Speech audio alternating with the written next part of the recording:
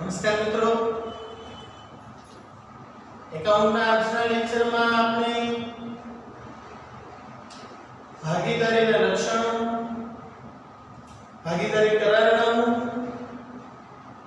અને કરારનામાની ગેરહાજરીમાં ભાગીદારોએ કરવા પડતા 1932ના ભાગીદારી કાયદાની જોગવાઈઓનું પાલન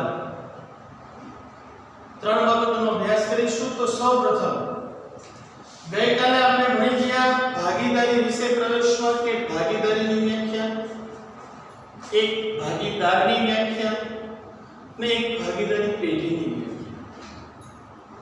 ત્રણ વ્યાખ્યાઓ ભણી ગયા બાદ આજે આપણે અભ્યાસ કરવાનો છે ભાગીદારીના લક્ષણોની વાત કરીએ છીએ.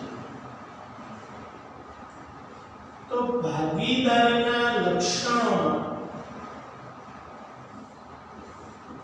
સૌપ્રથમ પહેલું લક્ષણ છે કે ભાગીદારી જે છે આ ભાગીદારી નો સંબંધ કરારથી ઉદ્ભવે છે. ખૂબ અગત્યનું પહેલું લક્ષણ છે કે આપણે ગઈકાલે ભાગીદારીની વ્યાખ્યામાં જોઈ ગયા હતા કે ભાગીદારી એવા વ્યક્તિઓ વચ્ચેનો સંબંધ છે. તો આ સંબંધ જે છે મિત્રો કરારથી ઉદ્ભવે. જ્યારે બે કે તેથી વધુ વ્યક્તિઓ એટલે કે ભાગીદારી નો જ્યારે સંબંધ રચાય તો એનો ઉદ્ભવ કેનાથી થાય? કરારથી. એટલે કે કરાર કરવામાં આવે. આટલા ભાગીદારો છે, આટલી મૂડી લાવશે, આ નફો નુકસાન જે કંઈ છે, આમ ભાગીદારીનો ઉદ્ભવ કરારથી થાય. અને આ કરાર લેખિત અથવા તો મૌખિક હોઈ શકે. યાદ રાખજો, તમને પૂછાય એવું કરાર કેવો હોઈ શકે? તો લેખિત અથવા તો મૌખિક. તમારે કયો કરાર કરવો એ ભાગીદારો પર આધાર રાખે છે. ફરજિયાત નથી કે લેખિત કરાર જ કરવો, એવું પણ નથી કે મૌખિક કરાર જ કરવો. પરંતુ જો તમે ભાગીદારો વચ્ચે કરેલો કરાર લેખિત કરાર હોય તો આ લેખિત કરાર તમારી માટે હિતાવહ છે. હિતાવહ એટલે કે સારો કહેવાય.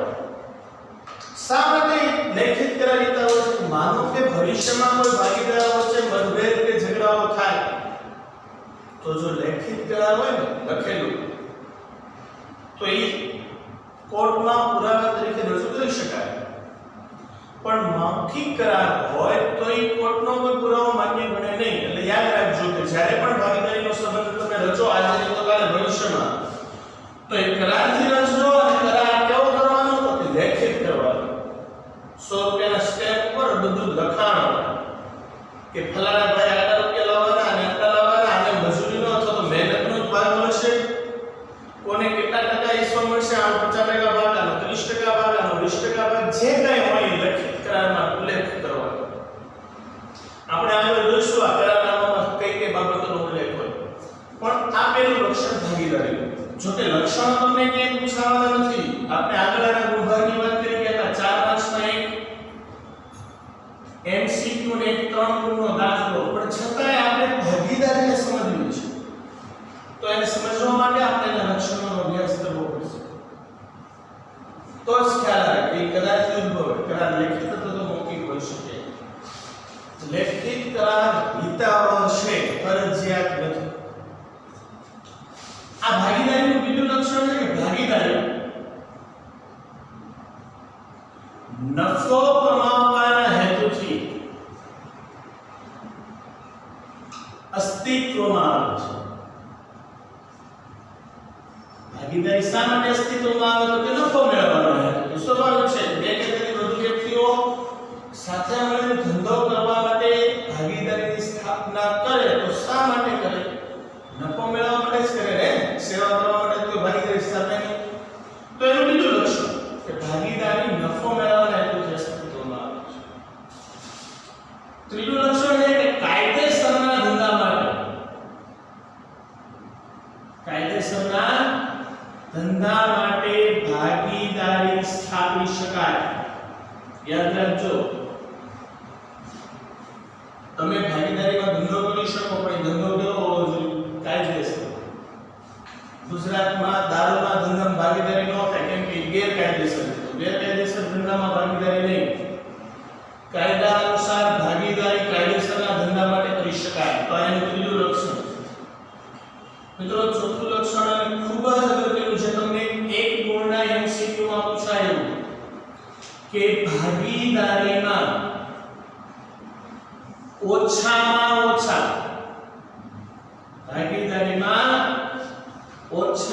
ઓછા બે અને વધુમાં વધુ કેટલા વ્યક્તિઓ હોઈ શકે? તો યાદ રાખજો, ઓછામાં ઓછા 2 અને વધુમાં વધુ 50. તમને એક ગુણના એમસીક્યુ માં એવું પણ પૂછાય ભાગીદારી પેઢીની સભ્ય સંખ્યા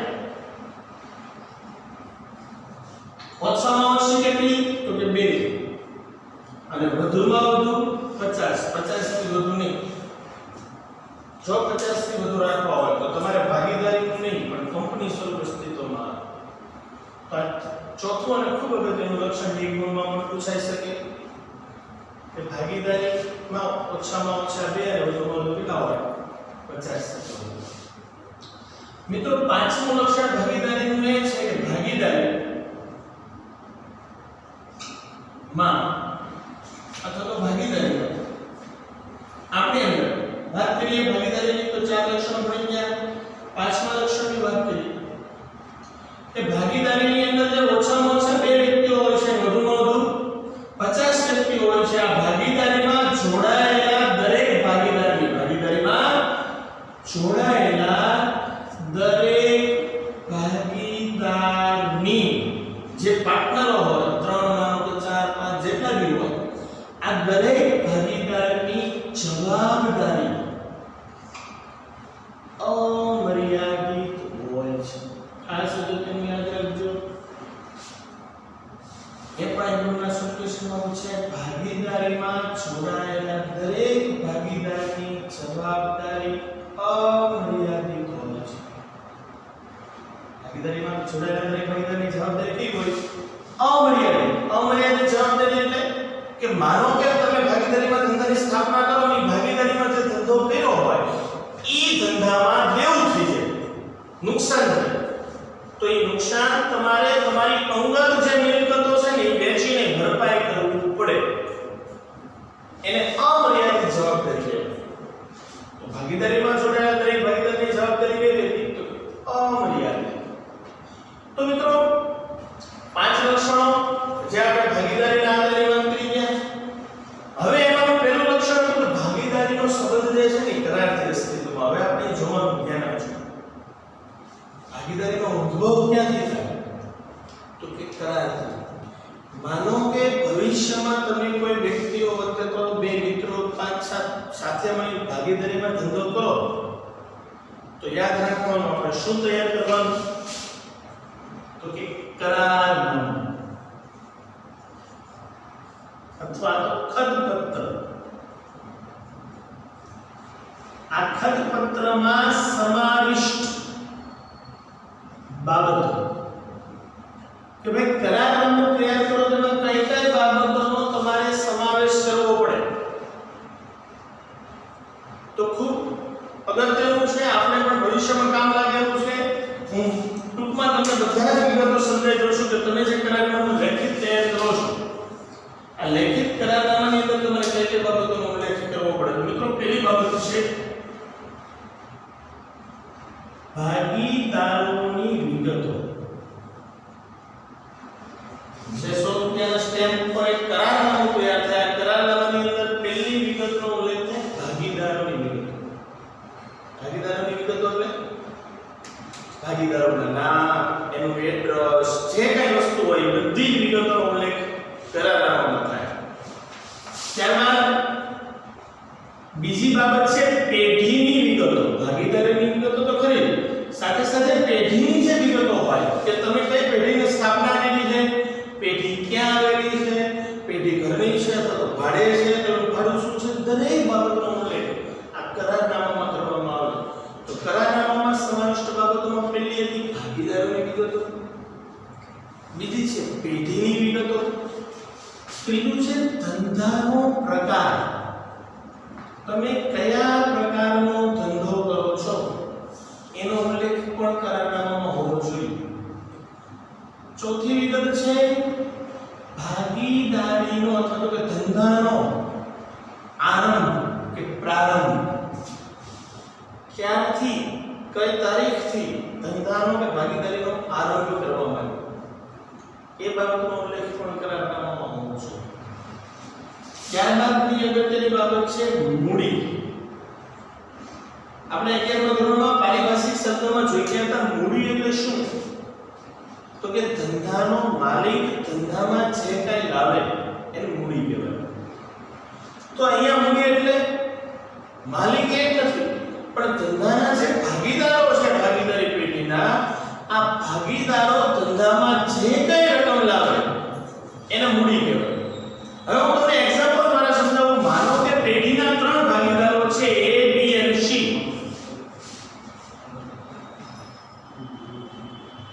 આ ત્રણેય ભાગીદારો એવું નક્કી કરે કે ભાઈ A નામના વ્યક્તિએ છે ને ધંધામાં 10,000 રૂપિયા રોકવાના,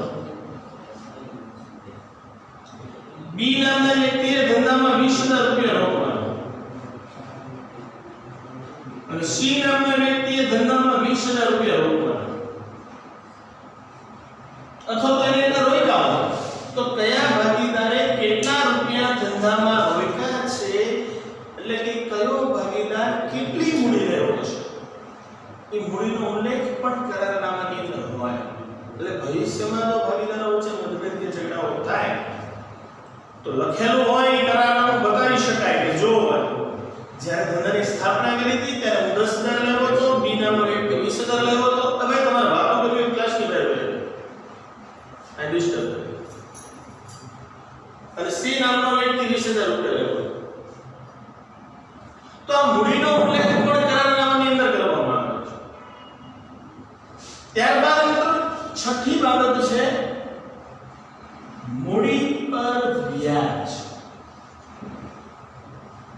કે આ ત્રણેય ભાગીદારો જે ભાગીદારી પેઢીમાં મૂડી લાવ્યા છે તો પેઢી આ ભાગીદારોને મૂડી પર વ્યાજ ચૂકવશે કે નહીં ચૂકવે અથવા તો ચૂકવશે તો કેટલા ટકા ચૂકવવું એનો અગાઉથી કરારનામામાં ઉલ્લેખ કરવામાં આવે. એટલે ભવિષ્યમાં કોઈ મતભેદ ન થાય કે ભાઈ આપણે હવે મને પાછળથી કોઈ ભાગીદાર એવું ન કે મારે 5% વ્યાજ જોઈએ મેં જો જેટલા પૈસા ધંધામાં રોક્યા છે એની પર મને વ્યાજ આપો. પાછળથી કઈ બાબતનો ઉલ્લેખ ન હોય. શરૂઆતમાં જ્યારે સ્થાપના કરો ત્યારે બધી જ બાબતો ક્લિયર કરી લેવાની.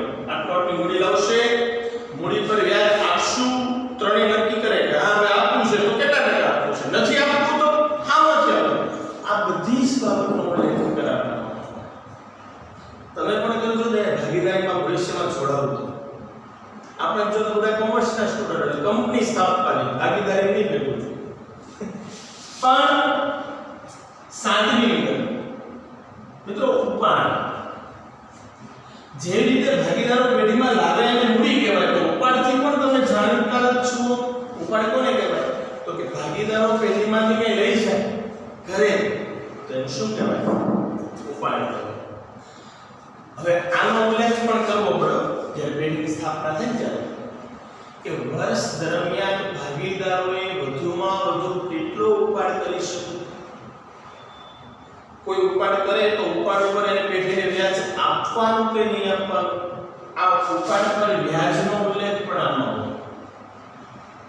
જે રીતના મૂડી અને મૂડી પર વ્યાજનો ઉલ્લેખ કરારનામામાં હોય એ રીતે ઉપાડ અને ઉપાડ પર વ્યાજનો ઉલ્લેખ પણ કરારનામામાં કરવામાં આવે કે કોઈ ભાગીદાર વર્ષ દરમિયાન વધુમાં વધુ 50,000 રૂપિયાનો જ ઉપાડ કરી શકે એવી મર્યાદા બાંધવામાં આવે. એટલે શું થાય કે માનો ઘણી વખત 3 ભાગીદારો હોય અને એ નામનો એક જ વ્યક્તિ પેઢી ચલાવતો હોય, આ બે ન ચલાવતો હોય તો આ એ નામનો જે વ્યક્તિ છે એ પેઢીમાંથી બધું ઉપાડ જ કર્યા રાખે. લાખ, 2 લાખ, 3 લાખ, 4 લાખ બધું ઉપાડ કરી અને આના જગ્યાએ ઉપાડ જ ન કર્યો અને વર્ષ પૂરું થઈ જાય હિસાબ કરવામાં આવે ત્યારે પેઢીનો નફો બોલે 5 લાખ રૂપિયા પણ એ 5 લાખમાંથી 4 લાખ તો ઉપાડ લઈ લીધો હોય તો આ બે પાયાથી કઈ વધે નહીં. એટલે એની મર્યાદા બાંધવામાં આવે કે ભાઈ કોઈ ભાગીદારે વર્ષ દરમિયાન વધુમાં વધુ આટલા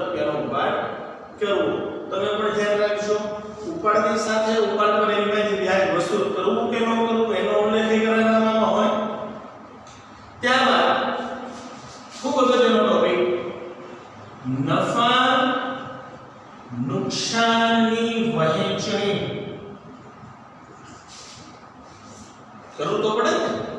માનો વર્ષના અંતે નફો થયો અથવા તો નુકસાન થયું, જે કઈ પરિણામ આવે ધંધામાં, આ નફો કે નુકસાન કઈ રીતે વહેંચવું એનો ઉલ્લેખ પણ કરારનામામાં કે ખતપત્રમાં કરવામાં આવે, નક્કી કરવામાં આવે. જ્યારે સ્થાપના કરે ને ભાગીદારીની ત્યારે છે કે ભાઈ આ ત્રણ ભાગીદારી આપણે ભાગીદારીની સ્થાપના કરી છે, તો ભાગીદારી પેઢીમાં જે એ નામનો વ્યક્તિ છે ને એનો 30% હિસ્સો, બી નામના વ્યક્તિનો 35% અને બીજો 35% સી નામના વ્યક્તિનો, જે કંઈ નક્કી કરે ઈ નફા નુકસાનનું પ્રમાણ કરારનામાની અંદર ઉલ્લેખ કરવાનો. અથવા તો ત્રણેય સરખા હિસ્સાના ભાગીદારો હોય તો એનો ઉલ્લેખ હોય, ત્રણેય સરખા હિસ્સે વહેંચશે. કોઈ ભાગીદારનો ભાગ 50% હોય, કોઈનો 20% હોય, કોઈનો 30% હોય, તો જે કાંઈ જે ભાગીદારોનો ભાગ હોય એ પ્રમાણે આ કરારનામાની અંદર નફા નુકસાન વહેંચણીના પ્રમાણનો ઉલ્લેખ કરવામાં આવે. ત્યારબાદ મિત્રો 10મી બાબત છે ભાગીદારને પગાર, બોનસ, કમિશન કે મહેનતાણું આપવું કે નહીં. દેખાય છે? કોઈ ભાગીદાર માનો કે ત્રણ ભાગીદારો હોય પણ ત્રણેય ભાગીદારો ધંધામાં સક્રિય ન હોય. સક્રિય ન હોય એટલે કે ત્રણેય ભાગીદારો પેઢી ચલાવતા ન હોય. આ ત્રણમાંથી કોઈ એક ભાગીદાર હોય, એ નામનો ભાગીદાર છે એ પેઢી ચલાવે છે, તો આ સક્રિય ભાગીદારને પગાર આપવો, એનું વધારાનું બોનસ આપવું, કમિશન આપવું કે એનું મહેનતાણું આપવું, અને ઈ આપવું કે નહીં અને આપવું તો કેટલું આપવું એનો ઉલ્લેખ કરાવવામાં આવે. ઘણી વખત ભાગીદારી સ્થાપવામાં આવે કે ત્રણ ભાગીદારો હોય ને એમાં બે ભાગીદારો બી અને સી એમ કે હું અમે પૈસા રોકશું, ધંધો તારે ચલાવવાનો, ખ્યાલ આવ્યો? એટલે એને મહેનત કરવાની, એની મહેનતનો એને ભાગ મળે. તો એવા સંજોગોમાં મહેનતનો એને ભાગ આપવો, ઈ પેઢી ચલાવે છે તો એને પગાર આપવો, બોનસ આપવું, અને ઈ આપવું તો કેટલું આપવું. ભાઈ મહિને તું પેઢી ચલાવો છો તો મહિને તને 5000 રૂપિયા એક્સ્ટ્રા મળશે, ખ્યાલ આવ્યો? તો આ આપવું કે ન આપવું અને આપવું તો કેટલું આપવું એનો ઉલ્લેખ કરારનામામાં કરેલો. બહુ ફાયદાને કરારનામું. આનાથી ભવિષ્યમાં મતભેદ ન થાય, કેમ કે અગાઉથી ઉલ્લેખ કરેલો ચોખ્ખટપણે વાત કરી લીધો કે તને 5000 જ પગાર મળશે, તને મંજૂર હોય તો બેસ. અને કાલ હવારમાં મહિના બે મહિના પછી ઉઠીને એમ ન કે મને પગાર ઓછો પડે, તો ત્યારે ઓલા ભાગીદારો કે જો આપણું કરારનામું બે એમાં આપણે ત્રણેય ઉલ્લેખ કર્યો તો તને 5000 જ મળશે, તને પોહાતો ત્યારે તે હા પાડી હતી, હવે તારે બેસવું પડે, હવે વધારે પગાર નહીં મળે. તો આ દરેક બાબતનો ઉલ્લેખ કરારનામામાં. ત્યાર પછીનો ખૂબ અગત્યનો ટોપિક કરારનામાની અંદર કે ભાગીદાર, કોઈ ભાગીદારે પેઢીને આપેલ લોન પર વ્યાજ આપવું કે નહીં. ભવિષ્યમાં મિત્રો એવું બની શકે કે ભાઈ ભવિષ્યમાં માનો કે આ ત્રણેય ભાગીદારો પેઢીની સ્થાપના કરી છે, 6 મહિના કે વર્ષ પછી પેઢીને પૈસાની જરૂર પડી, થોડાક વધારે પૈસા જોઈએ છે અને પેઢી પાસે નથી, તો પેઢી કોઈ અન્ય ત્રાહિક વ્યક્તિ પાસેથી નાણાં મેળવે છે તો એ મોંઘા પડે છે. પણ આ પેઢીના જે ત્રણ ભાગીદારો છે એમાંનો કોઈ એક ભાગીદાર એવું કહે છે મારી પાસે અંદર પડ્યા છે, હું પેઢીને લોન આપું. પેઢીને શું આપું? લોન. તો ઈ લોન પર પેઢી એને વ્યાજ આપવું, એટલે કે પેઢી એને વ્યાજ આપશે કે નહીં આપે, અને આપશે તો કેટલા ટકા આપશે એનો ઉલ્લેખ પણ કરારનામામાં હોય. કારણ કે જે ભાગીદાર પેઢીને વધારાની લોન આપે એની ઉપર એને કાયદેસરનું વ્યાજ લેવું પડે, તો એ કેટલા ટકા આપવું એનો ઉલ્લેખ પણ કરારનામાની અંદર હોય. એટલે ભવિષ્યમાં કોઈ પણ મતભેદ કે ઝઘડા ન થાય. ખાલી જો આટલી બાબતો યાદ રાખો. આ 11 બાબતો પછીની બાબતની બાબત છે ભાગીદારનો પ્રવેશ કે નિવૃત્તિ. મિત્રો ભાગીદારીની અંદર કોઈ ભાગીદારને પ્રવેશ આપવો કે નિવૃત્તિ કેવા સંજોગમાં આપવી, કેવા સંજોગમાં ચાલુ ભાગીદારીમાં કોઈ નવા ભાગીદારને પ્રવેશ આપવો અને આપવો કે નહીં આપવો એનો ઉલ્લેખ પણ કરારનામામાં હોય. આ ત્રણેય જ્યારે કરારનામું તૈયાર કર્યું ત્યારે નક્કી કર્યું કે આપણે ત્રણ જ છીએ ભાગીદારીમાં, જરૂર પડશે તો ચોથા ભાગીદારને પેઢી પ્રવેશ આપશું કે નહીં જ આપવું એનો ઉલ્લેખ પણ કરારનામાની અંદર કરવામાં આવે. અને છેલ્લી બાબત છે ભાગીદારી પેઢીનું વિસર્જન. વિસર્જન એટલે તમને ખબર જ છે સમાપ્ત, અંત. કેવા સંજોગમાં ભાગીદારી પેઢીનું વિસર્જન એટલે અંત કરવો આ બાબતનો ઉલ્લેખ પણ કરારનામામાં હોય. ટૂંકમાં ભાગીદારી પેઢીની શરૂઆત એટલે કે આરંભથી માંડી અને આ પેઢીના વિસર્જન સુધીની દરેક બાબતનો ઉલ્લેખ કરારનામામાં કરવામાં આવે છે. તો મિત્રો આ 13 બાબતો જે છે એ કરારનામામાં સમાવિષ્ટ હોય. પણ મેં તમને વાત કરી એ પ્રમાણે કરારનામું લેખિત અથવા તો મૌખિક હોય. જો ભાગીદારોએ કરારનામું તૈયાર કર્યું હોય તો એને કરારનામાની આ જોગવાઈઓ લાગુ પડે. પણ 1932 નો ભારતીય ભાગીદારી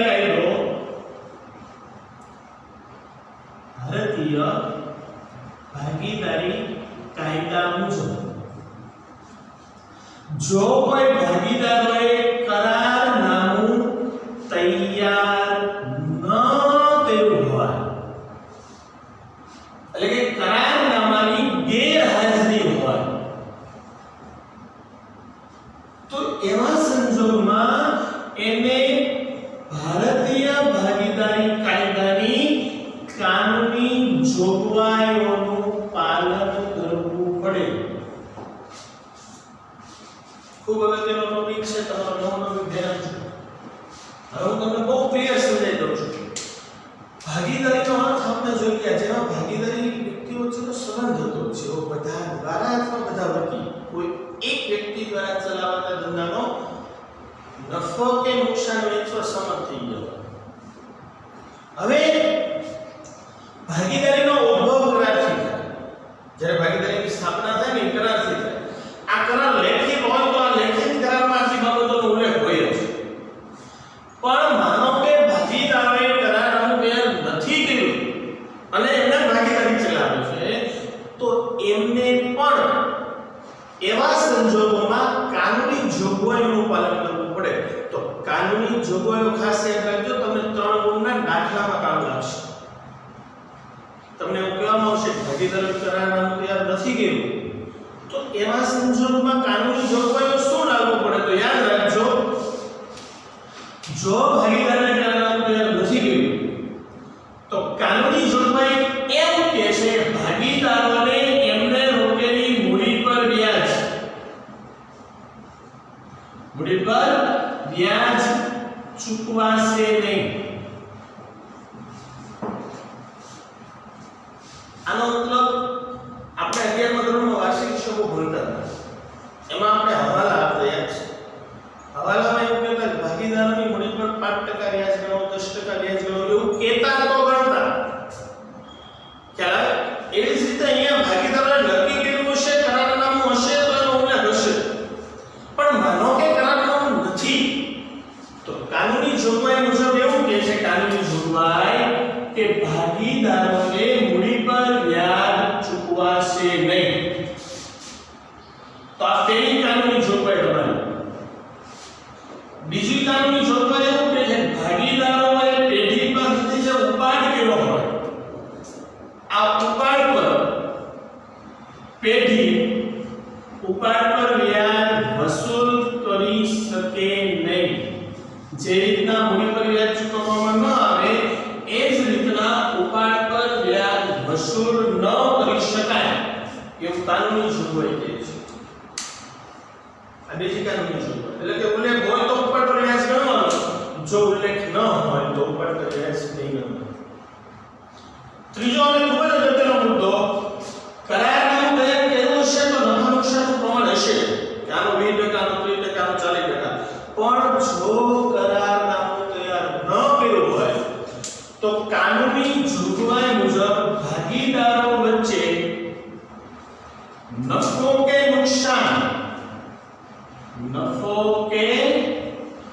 નુકસાન સરખા હિસ્સે વહેંચાય. વેરી મોસ્ટ આઈએમપી ટોપિક યાદ રાખજો, દાખલામાં તમને કામ લાગશે.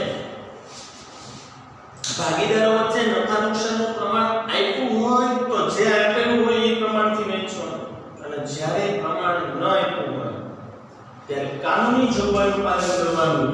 અને કાનૂની જોગવાઈ મુજબ નફો કે નુકસાન સરખા પ્રમાણમાં વહેંચાય. ખાસ અગત્યનું છે તો યાદ રાખજો. આ ત્રીજી કાનૂની જોગવાઈ.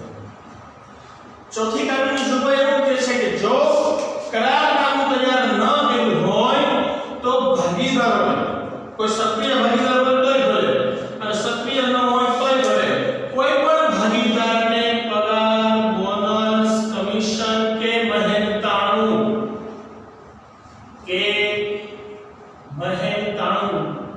અપાશે નહીં. કરારનામું તૈયાર કેવું હોય તો એને જે ઉલ્લેખ હોય વિલો આપવું, પણ કરારનામું તૈયાર ન થયું હોય તો પગાર, બોનસ, કમિશન કે મહેનતાણું આપવો નહીં. આ ચોથી બાબત. પાંચમી અને વેરી મોસ્ટ આઈએમપી બાબત છે કે જો કોઈ ભાગીદારે પેઢીને લોન આપેલી હોય,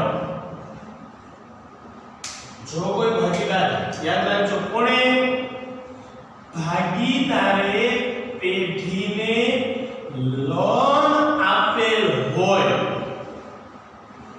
અને કરારનામું તૈયાર ન કર્યું હોય તો કાનૂની જોગવાઈ એવું કહેશે કે ઈ ભાગીદારને પેઢીને આપેલ લોન પર વાર્ષિક 6% લેખે, ખૂબ અગત્યનો ટોપિક, વાર્ષિક 6% લેખે વ્યાજ આપવું.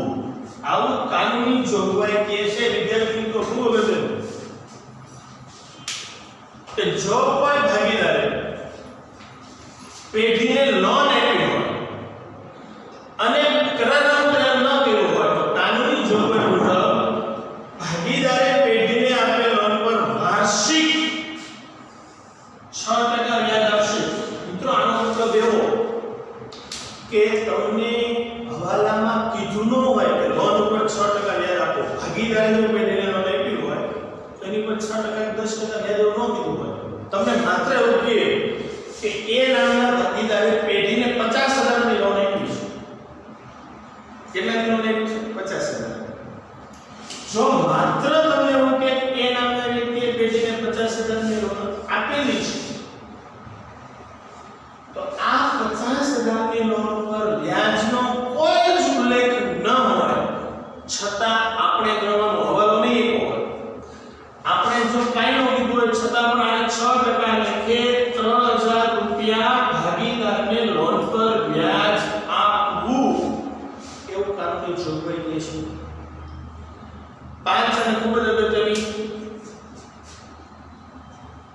બાબતો. છેલ્લી બાબત છે કે ભાગીદારે પેઢી માટે કરેલ ખર્ચ તેને મજરે મળવા પાત્ર છે. મજરે મળવા